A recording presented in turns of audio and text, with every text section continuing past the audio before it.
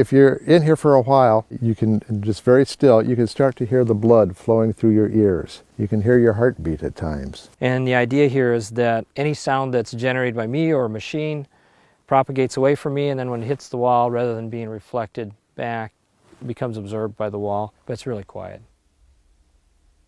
So it looks like I'm standing in midair here, but actually I'm standing on a grid, a wire grid, that's suspending me sort of mid-plane between the wedges in the ceiling, the wedges in the floor. There are wedges down there that look just like the ones on the wall. First time I came in here, I walked on the screen that supports everything and I fell over because I lost my balance. There's no echo for the walls and you don't hear anything, and you're used to that when you're walking around. You can find a lot of rooms in Detroit, among the automakers for example, that have a concrete floor, like they'll have wedges all around. To find a full anechoic room like this is sort of unusual. Well, so this room was built in 1964 by a company called Eckel Industries, who's still around and still making rooms like this. At that time they used fiberglass wedges that you can see on the wall here. Nowadays, foam. But this room was used a lot for recording products. We were, of course, in mag media. We made reel-to-reel tape. We owned a company called Wallensack that we bought after the war that made tape recorders. We found old technical reports that show that this room was used to measure copying machines. So they would take a large copying machine, wheel it in here on this trestle,